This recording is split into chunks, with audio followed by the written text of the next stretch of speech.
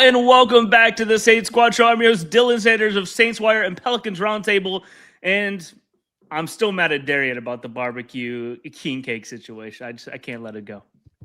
I'm Darian Gray of Who Dat Dish, and while Ross might not be here yet, we do have the anti-Ross here today.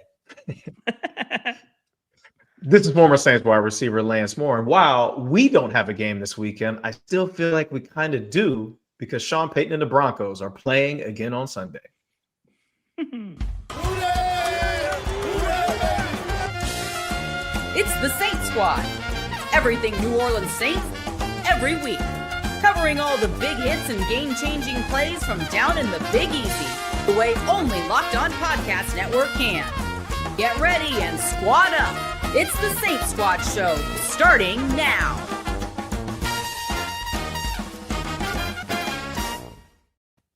Howdy, United Nation. Or Saturday. Who cares? Howdy, United Nation. Welcome back to the Saints Squad Show, part of the Locked On Podcast Network, your team every day. Thank you for making us your first listen every Thursday, Sunday, and Monday and Thursday. I gotta make it Monday and Thursday. We in the season. We are in the season. All right. Off season, in season. We still trying to figure it out. We have a unique group of experts here ready to bring you a fun and informative show on everything New Orleans Saints. Today, we're going to be diving into this year's coaching cycle. Like, if we wish the Saints were in it, are we happy with Kellen Moore? Get into all that. Which position group on the Saints performed the best this year? Which one performed the worst? Then we're going to get into some most anticipated players. Who are we excited to see take on bigger roles? And then at the end, we're going to also talk a little bit of playoffs, like Lance mentioned. Sean Payton and them still in the action. A lot of former Saints there, and I hope they lose. Crossover Thursday is presented by PrizePicks. Hey, I lived in Buffalo. I can say sorry. You live in New Orleans. Sorry. Okay, and you live in Texas, so go talk about the Texans or something. Well, download the PrizePicks app today. Download the PrizePicks app today. And use code LOCKEDONNFL to get $50 in lineups after you play your first $5 lineup. All right, this year's coaching cycle seems a lot more chaotic than last year's. There's a lot of big names, Mike McDaniel, John Harbaugh. At any point, have you been like, man, I wish the Saints were in on one of these coaches? Or have you just been sitting back and relaxing, like, hey, we got Kellen Moore. I'm good. Lance, how are you feeling? Yeah, I kind of feel like that's where I'm at we have our guy. We have our coach of the future. We have our quarterback of the future. We're sitting in a lot better position than we were a year ago, trying to figure out who the head coach was going to be. And obviously it took longer than today or when these next couple of coaches are going to get signed off. It was obviously after the Super Bowl that the Saints signed off with Kellen Moore and him becoming the head coach. I do think it's one of the more chaotic and crazy cycles. I don't remember there being 9 jobs open at the same time. I feel like it's probably been a long time since that's happened. And there definitely haven't been this caliber of head coach. And I'm talking specifically Mike Tomlin and John Harbaugh. I mean, those are 2 Super Bowl winning coaches that spent an extremely long time in their respective places.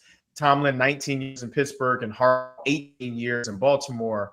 Those are big-time tenured, successful coaches who I would imagine could have picked any one of these jobs. Obviously, Harbaugh got on the road quick and is ultimately going to end up signing with the Giants. I just, before we came on, read a report that he's going to get an $100 million deal over 5 years or more. So I understand why he would have jumped at the opportunity to go to that organization who obviously was going to pay him handsomely, but also has some young, exciting pieces, including their quarterback Jackson Dart.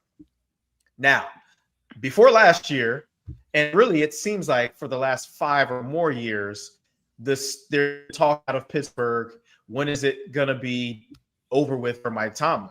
So last year when we were looking for a head coach, I'm like, this would be a perfect opportunity for a guy like Mike Tomlin to either get fired or they trade Tom from Steelers. Because if people who don't understand, if a coach steps away, like a Sean Payton did years ago, or like Mike Tomlin is doing now, if he's still got years left on his contract, the team he's stepping away from still has his rights. So if Tomlin wants to come back and coach, the Steelers, in essence, will have to trade him. So whoever he ends up signing with will have to give Steelers back compensation, and it's generally draft picks, players, whoever. I think we got a second-round draft pick for Peyton, if I'm not mistaken. It was a first-round pick, or third, and then it was a first and a second, and then we traded Sean Payton in a third. That's right. Okay, makes sense. So, but I mean, look, I'm happy with Kellen Moore. I do feel like Harbaugh is a great coach. I feel like Tomlin is probably the cream of the crop. And I know that because I sat in those meeting rooms with him in 2014, just talking about the ultimate motivator of men. He's a great leader, understands the game, the ins and outs. He's in the meeting rooms. He's a super hands-on coach for sure. And I think his style would have resonated well with the blue-collar city that is New Orleans, people who work hard and don't ask for anything for free. Like, they know that they got to go ahead and get it themselves. But, at the end of the day, I'm happy with where we are and excited to see where everybody else ends up.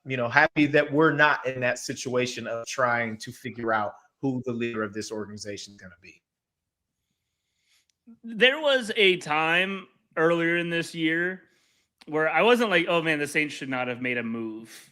Like I never felt like, man, I wish there was still like Dennis Allen around things.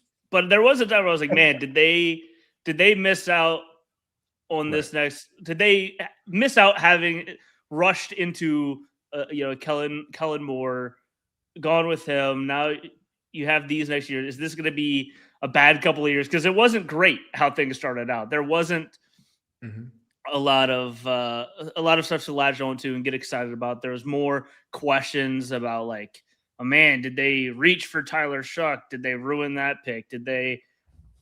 Is he going to be capable of becoming a head coach? Now, by the end of the season, I'm happy. I'm fully excited, fully ready to see, bought in on this Kellen Moore era, see where he takes it and see what he can, build with this team. There's no window shopping or like whooshing. I was like, oh man, obviously it'd be great to have like a John Harbaugh. The Saints, I don't think we're ever going to pay $100 billion over 5 years. So take him out of the equation. Like a guy like Mike McDaniel, maybe Mike Tomlin, are like, these are fun coaches, but I'm not there's no wishful thinking like, man, maybe the Saints could move on and hire one of these guys. I'm happy with how things have gone with Kellen Moore so far. Darren, what do you think? Yeah, I was pretty lukewarm with the idea of signing Kellen last year. All right. It didn't feel like it was something that generated a lot of excitement. I think he's shown some promise in his first year. And I'm a type of guy who tends to go with certainty over questions and just indecisiveness.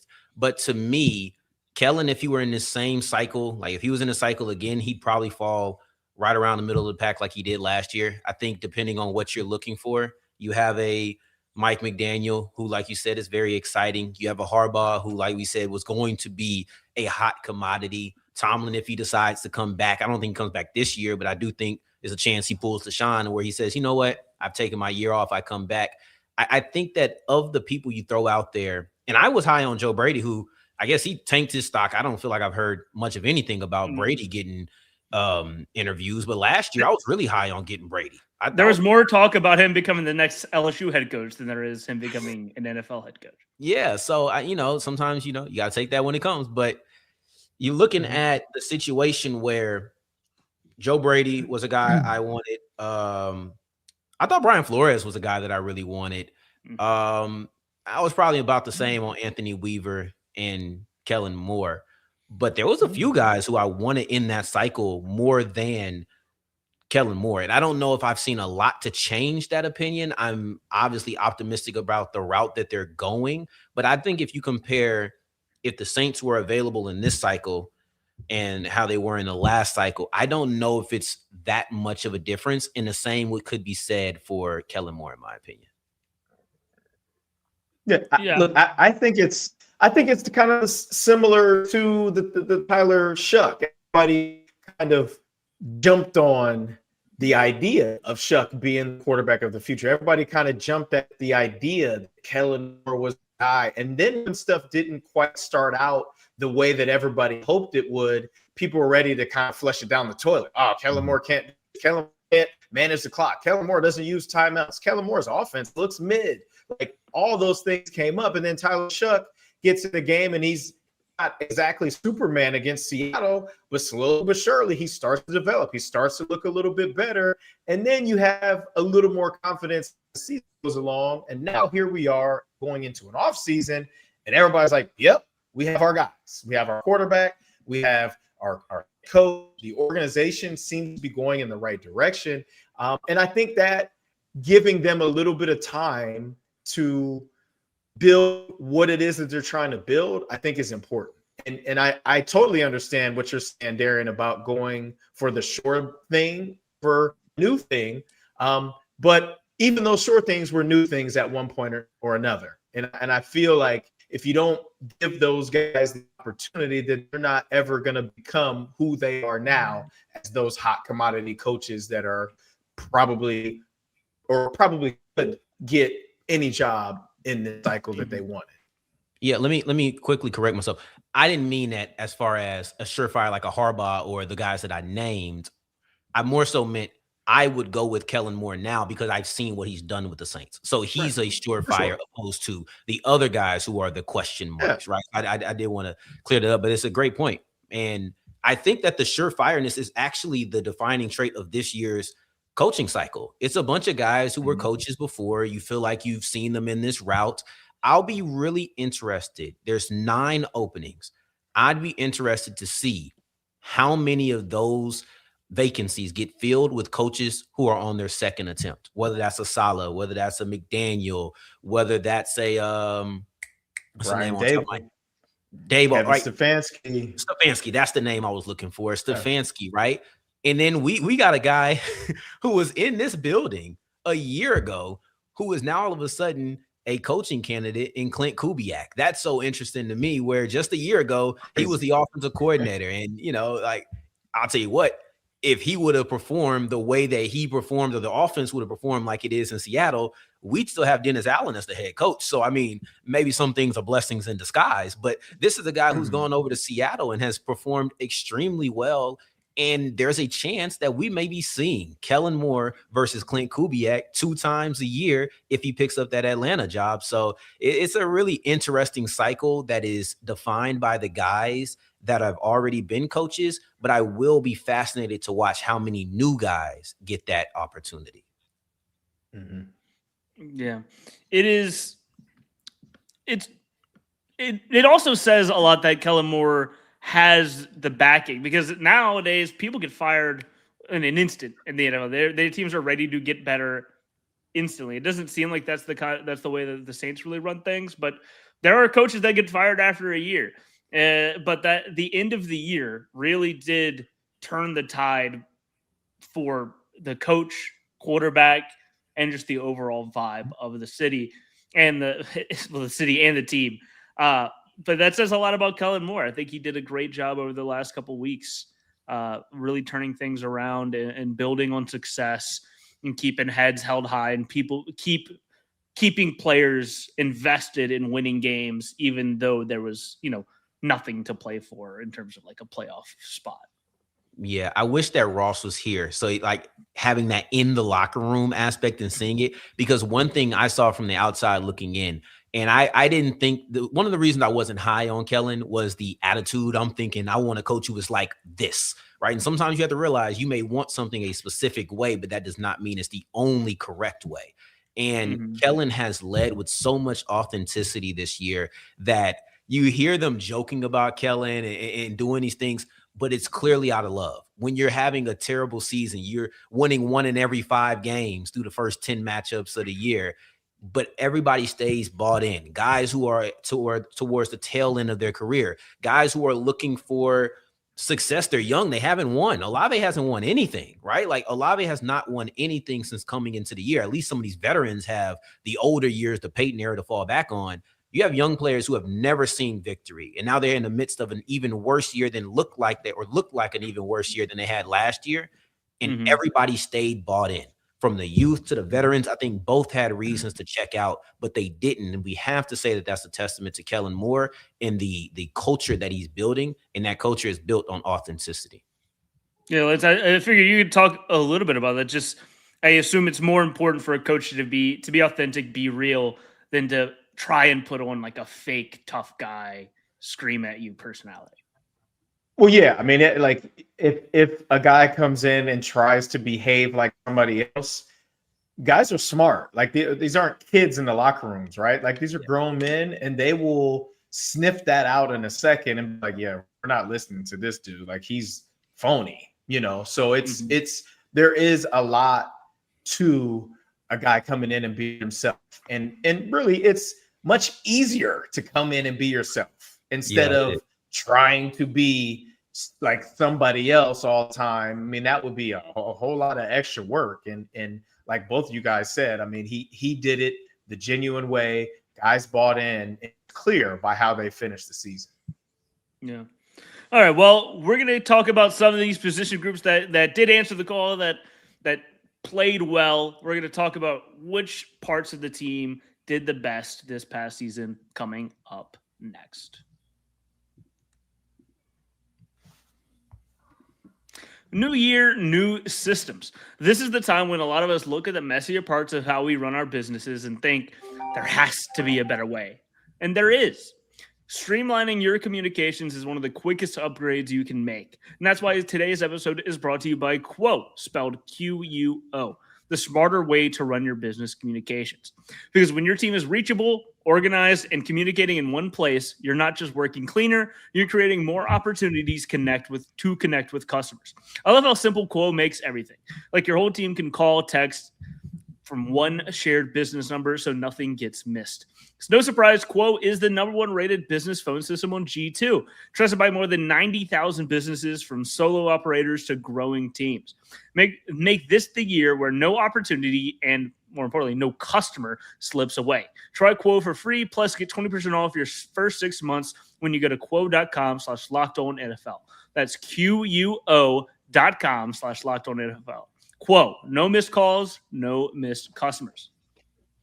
And have you ever wished to become a pro quarterback, getting drafted first overall by the New Orleans Saints? Well, there's a mobile game just for you. It's called Ultimate Quarterback Football Legend.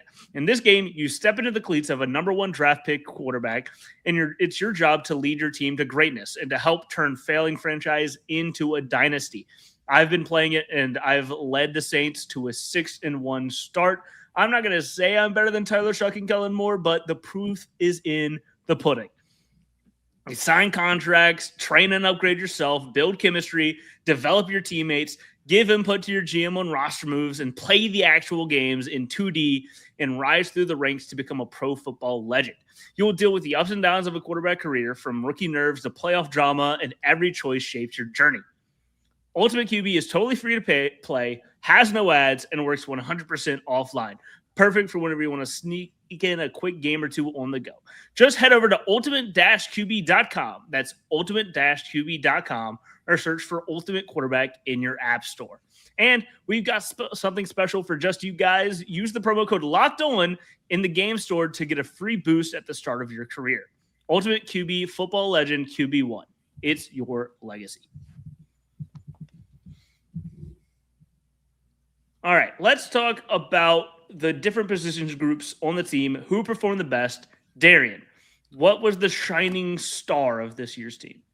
I'm going to go with the edge rushers. I think Chase Young emerging in the way that he did, and then Cam Jordan resurging in the way that he did. Not only was it a good story, it was an important facet of the Saints team. You saw how Chase Young comes in and gives them a consistent pressure player. You see Cam Jordan giving them a secondary piece. And I love speaking about that aspect of it, because nobody, including me, it's not like I thought about it and said, oh, yeah, this is definitely going to happen for Cam.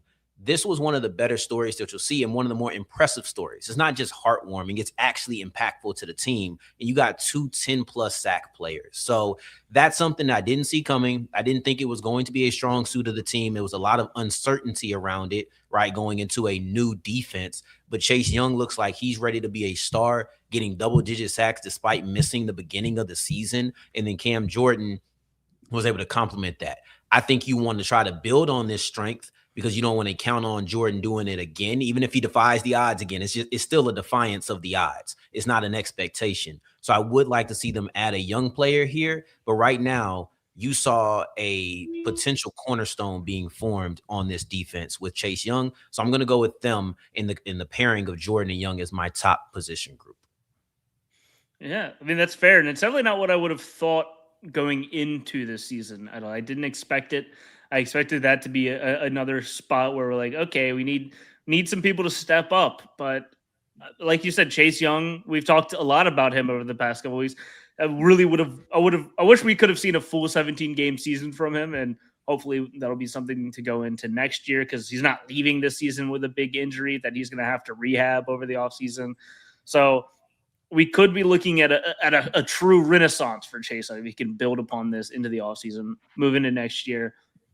And of course, I don't think anyone saw Cam Jordan coming. Like his performance this year, as much as we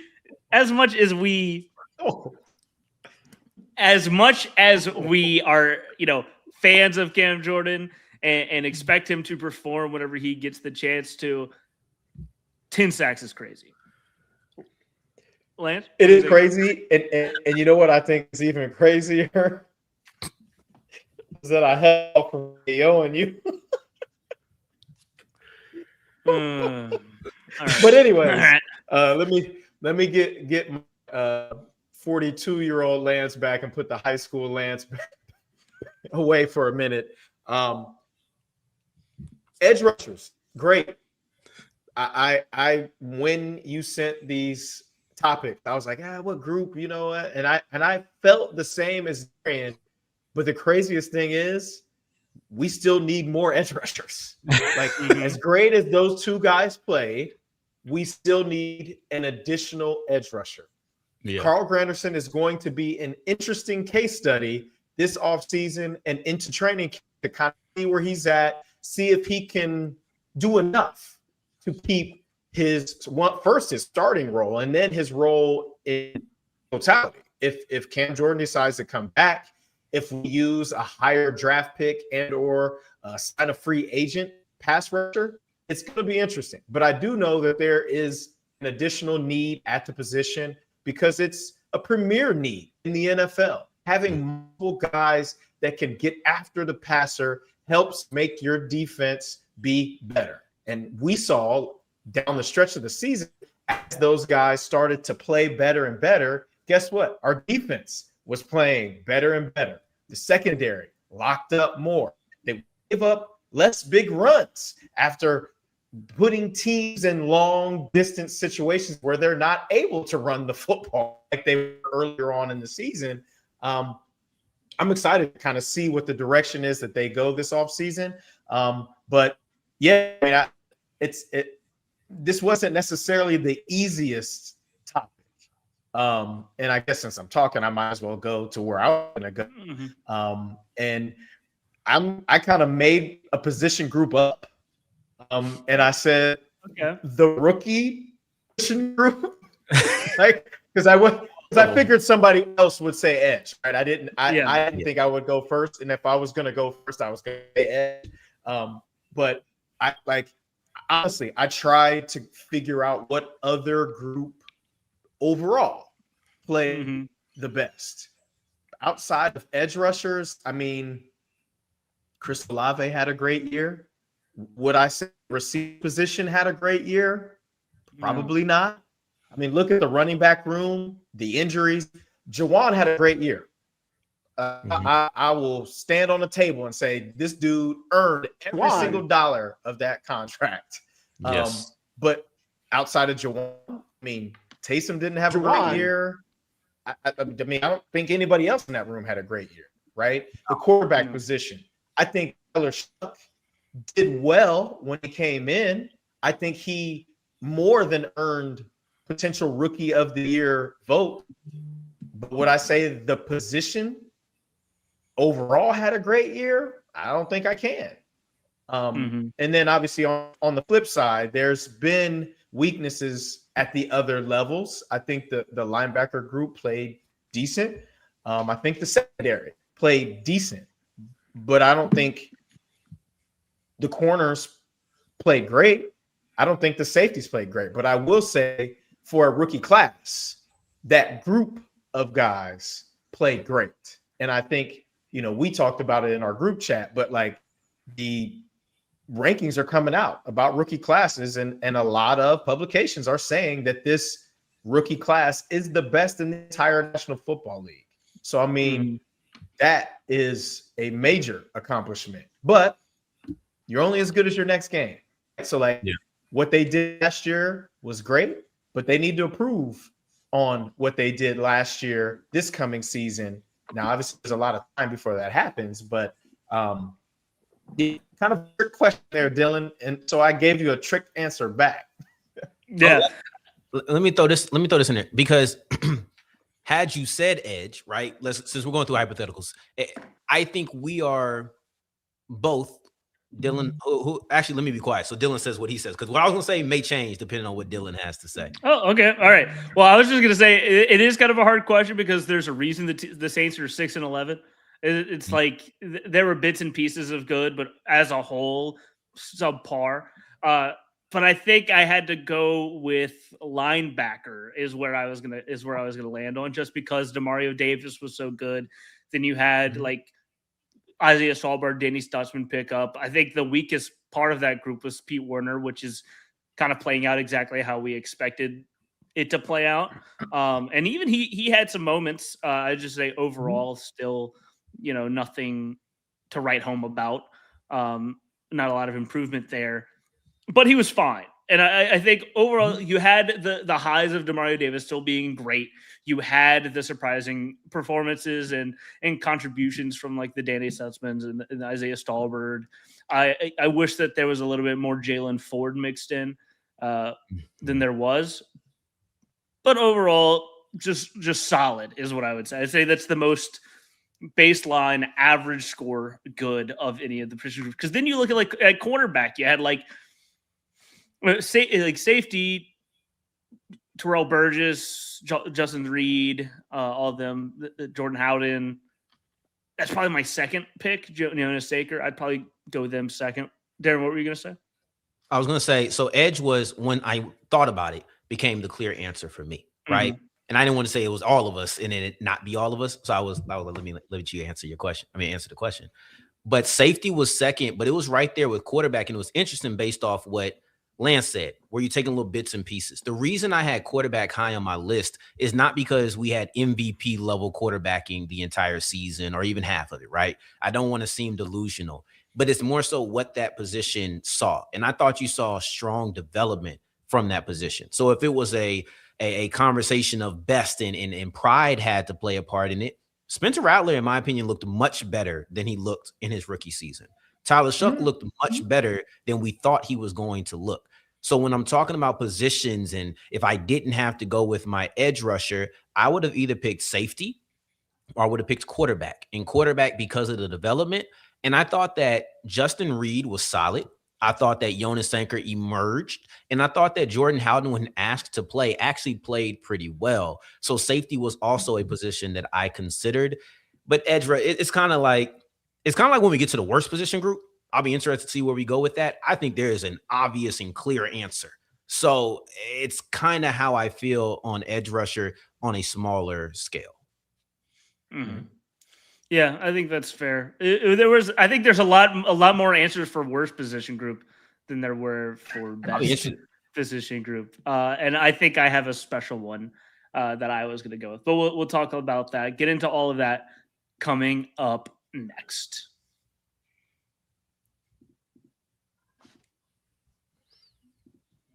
As the new year gets going, a lot of people are trying to simplify their routines, and dinner is a big one. Between busy work days, cold winter nights, and packed schedules, having an easy, reliable dinner plan makes a huge difference. That's where Home Chef comes in.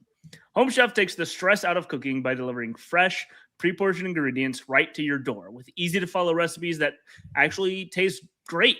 I was kind of worried because, I'm a hit-or-miss cook. By hit or miss, I mean I can make cereal, and then I could also miss on everything else. So having someone do all of the hard work for me, give me the ingredients, it's pretty. I can taste like I can cook like I am like Gordon Ramsay. It's pretty awesome. They rated the number one users of. They're rated number one by users of other meal kits for quality, convenience, taste, recipe, ease. It's easy to see why. Meals come ready to fit your schedule, 30-minute recipes, oven-ready trays, or quick lunches. Recipes are simple but feel elevated.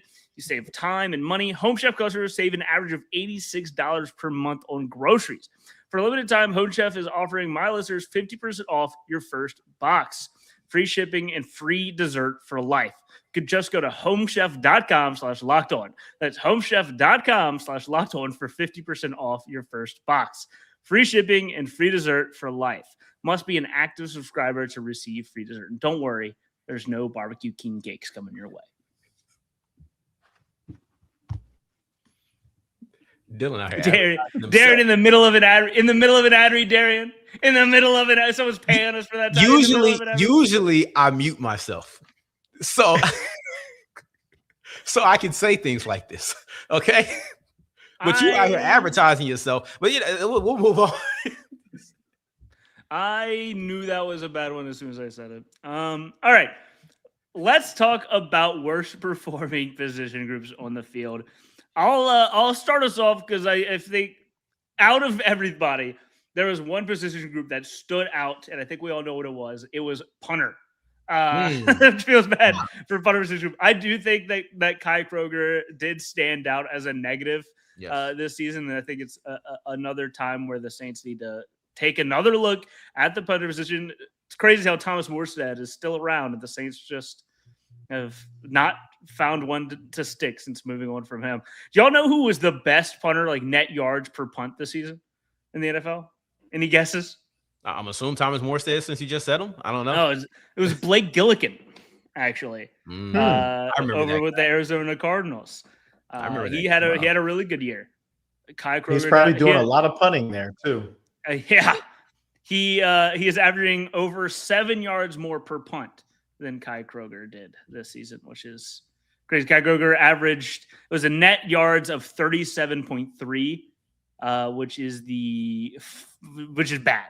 I think there were only two kickers that like kicked more often that were worse than him, and Corey Bojorquez at least had 11 punts within the 20. Kai Kroger had 4 punts inside the 20 this season. Yeah. So it was 37 net yards and 4 punts at the 20. Not good. The Saints do need to go back, and so that's one that just stood out to me as like, if there's a position that really needs to improve. I know that, special teams doesn't get the love that it deserves. On this podcast, it does. He'll get the hate it deserves. It doesn't get the hate. No one talks about the putter. Right. No one talks about the putter. All right, let's move on to Darren. We'll talk. You think Blake Groupie was so bad people didn't talk about the punter? Right? You can only talk about one specialist at a time, and Groupie was the main focus for a long time. And quiet as kept, the punter was horrendous for the punting game was horrendous for the Saints, right? Like, so I didn't think about that at all. That was a really good sneaky pick, though. Yeah, I think it's one that I think has to be addressed this offseason. And I knew that y'all are going to go over the other big ones. So start with Darian. Darren, what did you think was what? Can I address the punter situation? Yeah, like, of course. I feel like you said, Dylan, like the specialists don't always get the love or the attention, I guess you should say, that they deserve. To me, it kind of goes back to the Blake Groupie situation this season, when we kept saying, when is enough going to be enough?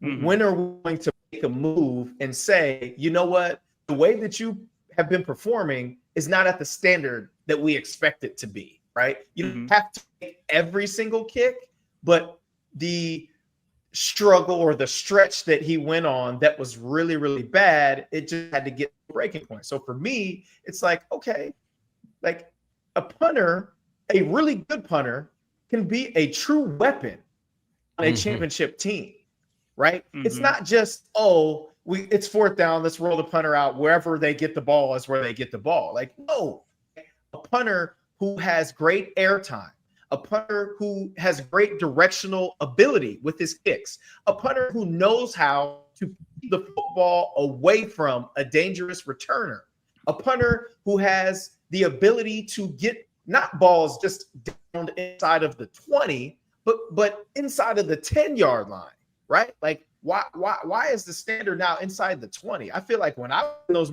rooms, if we're doing going in punts, sure, inside the 20 was good, but the goal was inside of the 10-yard line, right?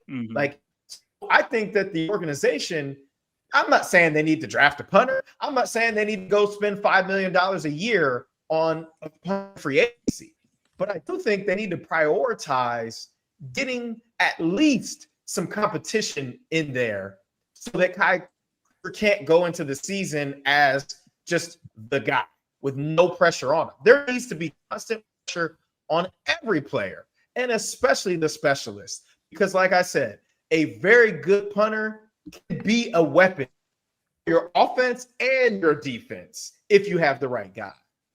Yeah, bad punting give you're getting the ball at the 30-yard line. The way that players are, or the way that kickers are kicking these days, you only need about 2 first downs and you're going to be in field goal position. Like, the punting aspect, I would even say kickers don't get a lot of attention until they miss.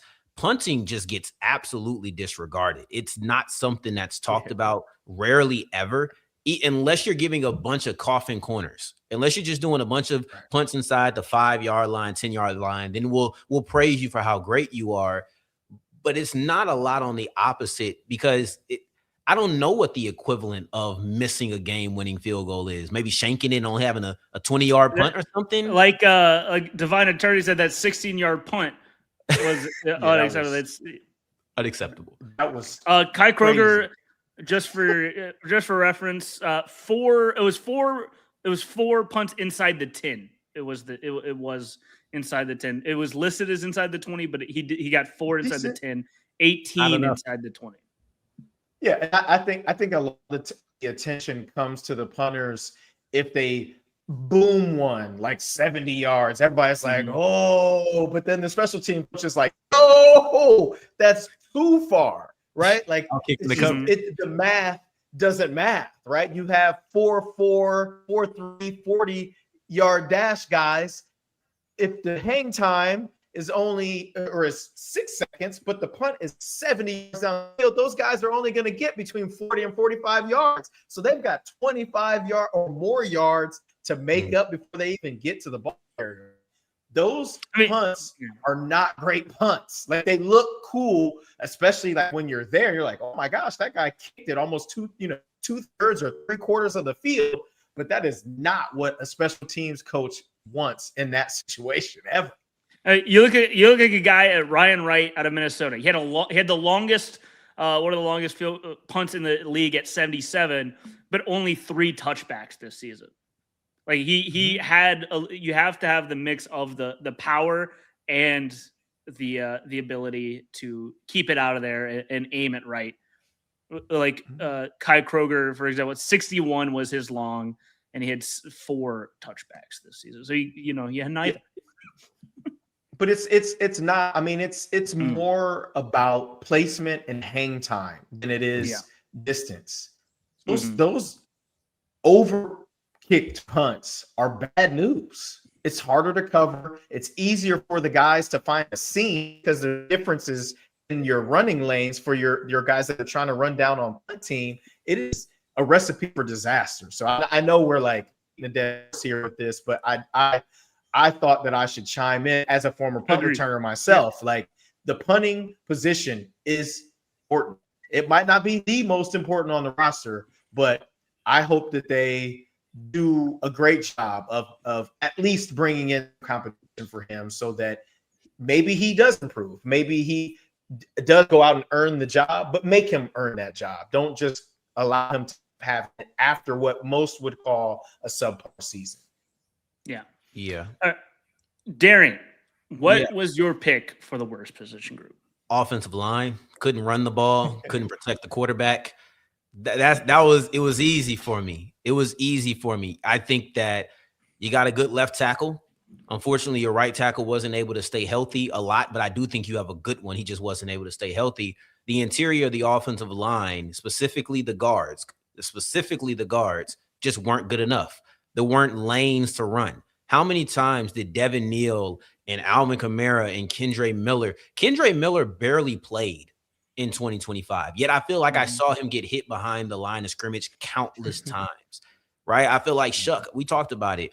The best plays from Shuck all included mobility. But probably a handful of them were supposed to include mobility. The problem is there was pressure getting on Shuck, typically from the interior. He had to scramble out, and he made magic from that. And that was able to tell us a lot about who Tyler is going to be, who Tyler has the potential to be. And I'm glad I was able to find that information out.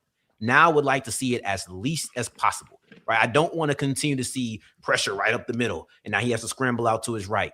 If that consistently happens, and I think with the personnel that the Saints currently have, I do think that it will consistently happen. I just don't think that's a long-term recipe for success. You can go get a Kenneth Walker. You can go get a Jeremiah Love. You can go get an Etienne. You can go get a Dowdle. Like whoever you want to throw out there, if you can't get anything going with the offensive line, it ain't Barry Sanders. It ain't Barry. So people aren't going to be able to operate if they're continuously getting hit in the backfield. And it's going to lessen the running game. It's going to lessen your quarterback. It's going to hamper everything in your offense. There's nothing more important than your offensive line. And if I had to really be specific, I'm specifically talking about the interior of the offensive line as the worst position group. Yeah, I think that's fair. That's the big one. It is one of the biggest areas of need in the offseason for a reason. The team just, hasn't seen what they needed to see out of guys like Cesar Ruiz. They got Trevor Penning up out of there before the year. Like it was stuff like that. Lance. Yep. What are your thoughts? What do you have for as the worst position? Yeah, I agree with Darian. Offensive line. I'm hoping and praying that we don't use a first round draft pick on a center or a guard.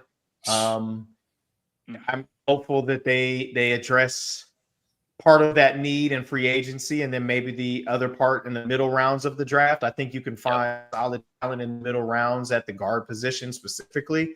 Legit day one starter guys.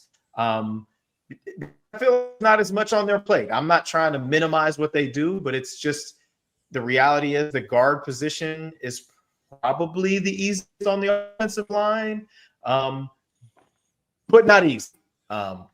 I'll kind of leave it at that. To me, this isn't I don't know how do I want to put this. This isn't for lack of ability, potential, but I would say the worst position group was the running back position, based off of ability, in my opinion. The injuries that were sustained by the group having to but deal with deficiencies up front as far as the offensive line goes. I'm not putting it all on the running backs. I just left a lot as a position group to be desired. And I think with healthy bodies and reinforcements up front, I think this group will show that they are a lot better than what we saw this season. I didn't want to come out and just poo-poo on them like they stink. But they, because I think they have a good group, a good collective group of talent. But Mike Tomlin always says, your greatest ability is your availability. And when guys continue to go down, it's hard to see the best of the bunch. I do appreciate Audric Estime for how he finished the season, taking the opportunity that he was presented, and I believe making the most of it. And I think in turn, earning himself potential other opportunities down the line because they say, hey, this guy isn't just a practice squad guy. This guy's been in games and performed really, really well for us.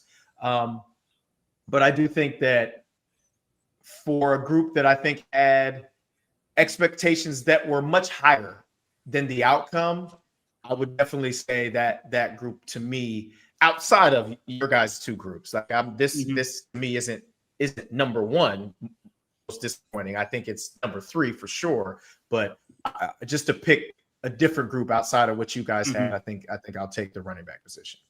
Yeah, I don't think Kendre Miller is going to be on his team next year. I don't know if he makes it to training camp. I think that's one of the more interesting things where this has happened repeatedly, and you have some depth at the position. You do have a Devin Neal. You do have an Audric Estime. I think there's a good chance you add to that room as well. I think the injury history of Kendre Miller could be what pushes him out, and it sucks because I think he's extremely talented. And if he lands somewhere and he suddenly finds the ability to stay healthy, we'll see the talented player that we saw in New Orleans. But as long as he keeps getting hurt, as long as this injury history has been present, I think you have to look at the depth pieces and wonder, who are you going to bank on, especially if you add somebody else. You're not going to keep the addition, Alvin Kamara, Kendre Miller, Audric Estime, and Devin Neal. You might only keep three of those guys. So I think that Kendre Miller is a player who will probably be on the outside looking in, or maybe just be somewhere else, right? I think that's something to watch and monitor. It's gonna be fun. If he does leave, we're going to need some players to step up. That's exactly what we're going to talk about next to close out the show. Players that we are excited to see take bigger roles, because not every answer can come in free agency or the draft. If you've ever hired someone who looked good on paper but wasn't the right fit, I'm trying to think of like a Colby Fleener. You know how important that is. When you want candidates who truly match what you're looking for, trust Indeed sponsored jobs. Hiring Indeed is all you need. Stop struggling to get your job post seen on other sites. Indeed sponsored jobs put your post at the top of the page and help you reach the right candidates faster. Sponsored jobs boost your post to the people who are the best match for your role, and that makes a real difference. According to Indeed data, sponsored jobs posted directly on Indeed are 90% more likely to report a hire than non-sponsored jobs. Spend more time interviewing candidates who check all your boxes with less stress, less time, and more results using Indeed sponsored jobs. Listeners of the show get a $75 sponsored job credit to help give your job the premium placement it deserves at Indeed.com/LockedOnNFL. Just go to Indeed.com/LockedOnNFL right now and support the show by saying you heard about Indeed on this podcast. Terms and conditions apply. Hiring, do it the right way with Indeed. All right, let's close out this show and get into some maybe players that we're excited to see, and then talk a little bit about the playoffs this weekend in the last couple of minutes. Let's get through these players. I think one that I'm most excited about, someone who I don't think gets talked about a lot, it's because he didn't play at all this year, but it's Jalen Polk. I'm really excited to see what he can do in this wide receiver room.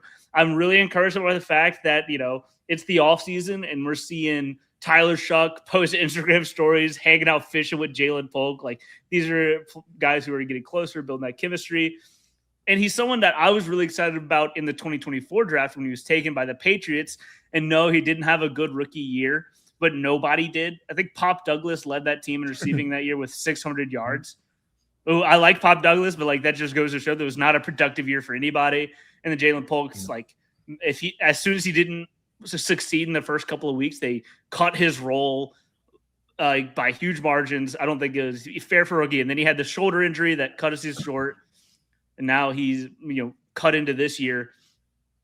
I'm excited to see what he can do with this offseason, with this team, because the Saints are going to need more wide receiver help, and it's past just getting another guy next to Chris Olave. I think they need more people in total to answer the call in that room.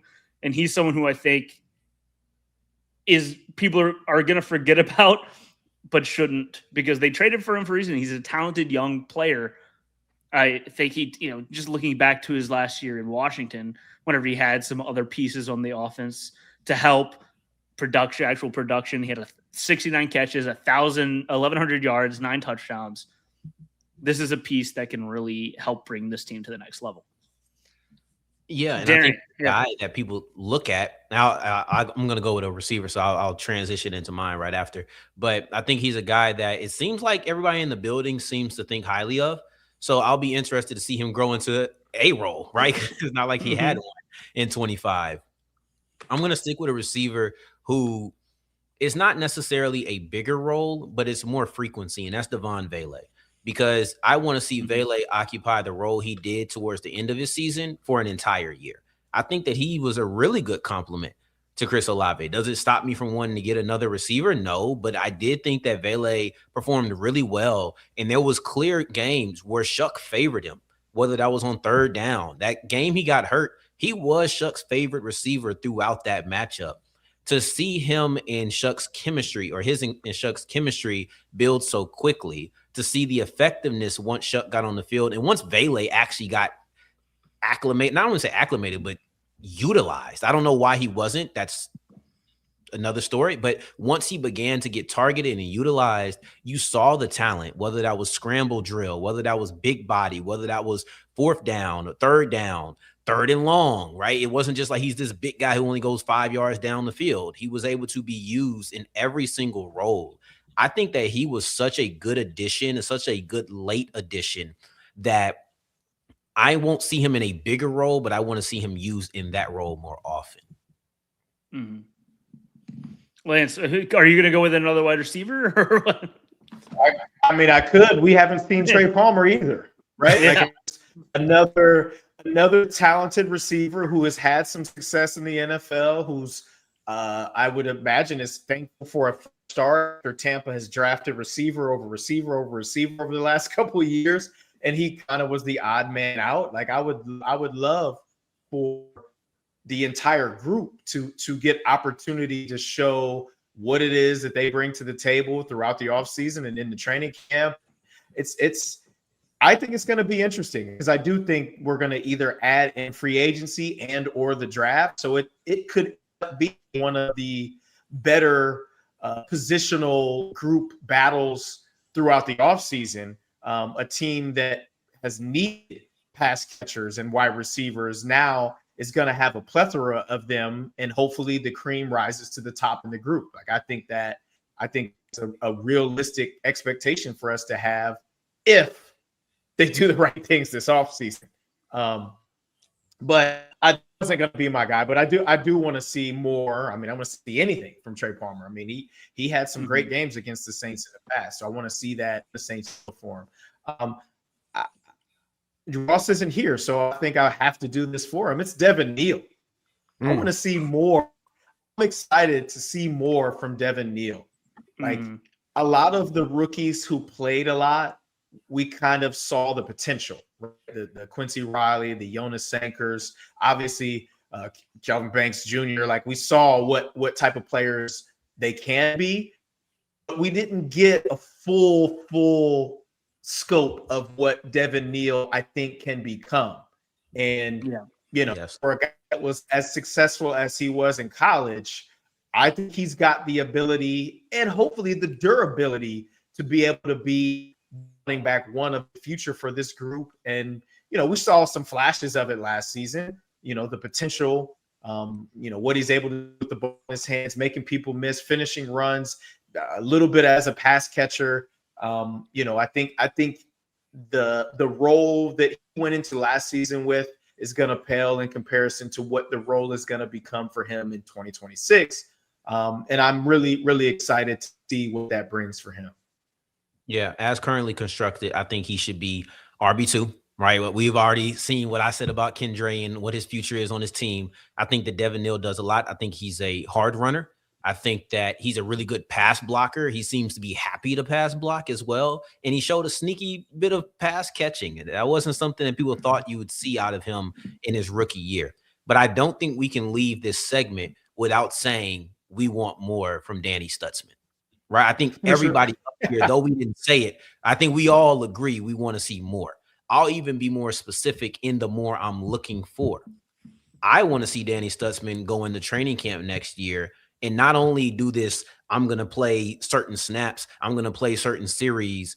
I want to see Danny Stutzman go in and compete with Pete Werner. As long as DeMario, he's already said he wants to play. So as long as he continues to stay in that mindset, I wouldn't be opposed to seeing a competition in training camp between Stutzman and Werner. And I'll just say those two, right? I'll say those two for now, but open up that competition in general, but specifically Stutzman is who I'm looking for more from in 26. Yeah. Well, let's talk a little bit about these playoff games. There's playoff football this weekend. I'm excited about it. I'm going to be watching, I think, all of these games. It's going to be a really fun weekend. But, of course, we have to start on Saturday at 3:30 with Bills Broncos. Who are y'all? Lance, let's start with you. We know who are you feeling in that game? Yeah, I mean, I think this has the potential to be the best game of the weekend. A team in Denver that probably the best rush team in the NFL. If not, they're second to Houston. So they can get after the quarterback. Josh Allen obviously matches up well with an aggressive pass rush with what he's able to do with his legs. Going into the season, I actually picked the Bills to win the Super Bowl. So this is kind of a conflicting game for me. But I'd rather my heart win than my brain. So I'm going to rock Denver. I think they're playing at home. They're going to be mostly healthy. And I just think overall, I think they've got the better team. I don't think they have the better quarterback. I think Josh Allen is top tier. But I think Bo Nix is more than capable of leading this team to a victory this weekend. And I think it's going to be an ultimate match between, Sean Payton and that Broncos offense and what Josh Allen is able to do against that Broncos defense. I don't think the Bills have the greatest defense. They've struggled against the run. I know Sean wants to run the ball first. But I mean, it's the playoffs. They're going to make Bo Nix have to throw the football. And that's something that they have struggled to do from time to time. They've struggled to score points regularly, which is something that I just can't quite understand. And then when it really, really matters, they're able to turn it on and score points. I don't think they're going to be able to do that in this game. Buffalo is too potent of an offense. Even going on the road, their game, the way that they play offense travels. With Josh Allen, James Cook in the running game, and the things that Josh Allen is able to create with his legs in the passing game. I don't think this is going to be one of those 17-10 games. I think Denver's going to have to score some points in this game. But I do hope that they get it done. Yeah. I've got a Sammy Watkins Bills jersey in my closet. Which don't so where my allegiances lie. I can't be biased in this. That was one of the first football jerseys I owned. Shout out Sammy Watkins. Yeah, shout out Sammy Watkins. Don't shout out Sammy Watkins because he was awful in Buffalo. But no, shout out Sammy. Shout out Sammy. I'm going Bills. Darian? Broncos. I think the defense is going to be the reason they win this game. I think they're going to be the reason they win this game. Because if you can keep it low, I think that's going to benefit the Broncos, obviously. But their defense is just so good. It's just so good. If there was someone who's going to stop the Bills' offense, I do think that they are the type of defense that could do it. Lance, what is it like to play for Sean Payton in the playoffs? I mean, he's a crazy person during the regular season. He's even more crazy on game day during the playoffs. He is just on one, but you know what you're getting. Okay, that's game day, Sean. He's a different individual. Go do your thing, or else you're gonna get got out there. Yeah, because he's crazy. Yeah. Let's we can go a little bit quicker on these next couple of games. Just we can talk about 49ers Seahawks. I'm gonna go Seahawks win, and Rashid Shaheed scores a touchdown. Boom! I like it. Game of the week. Game of the week. I'm going 49ers. I'll be interested to see how they perform without Kittle.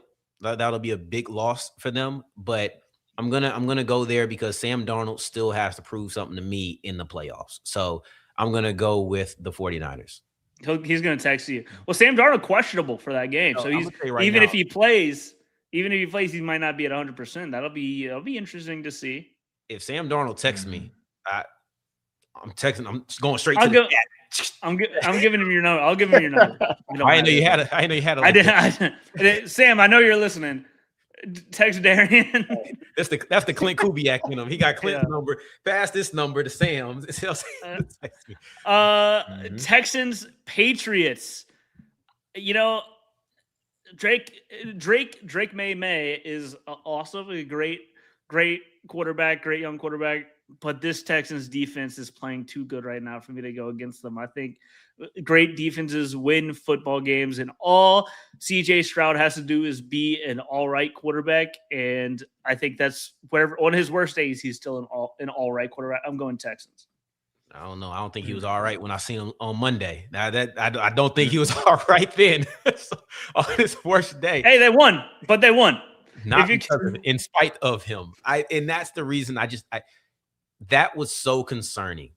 I'll tell you right now, as far as it goes, I'm rooting for the Broncos. And if the Broncos don't do it, I'm rooting for the Texans. I absolutely love DeMeco Ryans. I love the way that they have constructed their defense. My favorite secondary, my favorite pair of pass rushers, like that defense in the way they play, it's absolutely amazing to watch. Unfortunately, the offense just hasn't been up to par.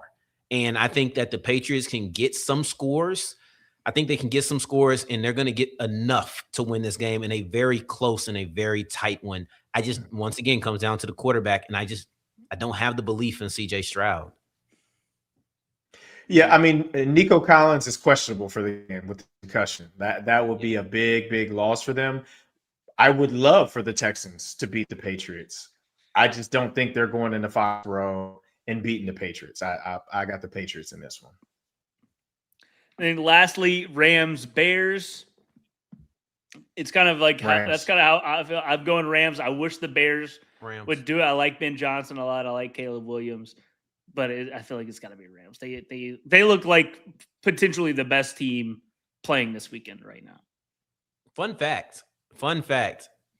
Apparently, every single playoff game that Sean McVay has ever played has been against a different opponent. I saw that on social media. He's played 15 playoff games, and he's never played the same team twice. Thought that was interesting. That is interesting. I assume that'll change, but I don't. If they win, he has played both the Bears, or excuse me, he's playing the Bears this week, and obviously he's played the 49ers and the Seahawks. So, yeah. Rams. Are we all Rams? Yes. Yeah, and until he loses this game and he plays the Saints in the first round next year. All right. Okay. All right. Thank you for listening. We'll be right back here on Monday. I was thinking about doing the national championship, but we're gonna have a show before the national championship, so we'll touch on that. Then happy birthday, Drew Brees. Shout out to Jerry in the chat. They did talk about happy birthday. We won't say which number. Because I know it's that time of your life. Just happy birthday. It doesn't matter how old you're getting, Unc. All right. Thank you for listening. We'll be right back here on Monday to talk more Saints football, more Saints offseason. Thank y'all for listening. Check out me, Darian, Lance, and even John and Ross on our socials for the latest. And then, of course, check out Locked On Saints for all things up to date Saints.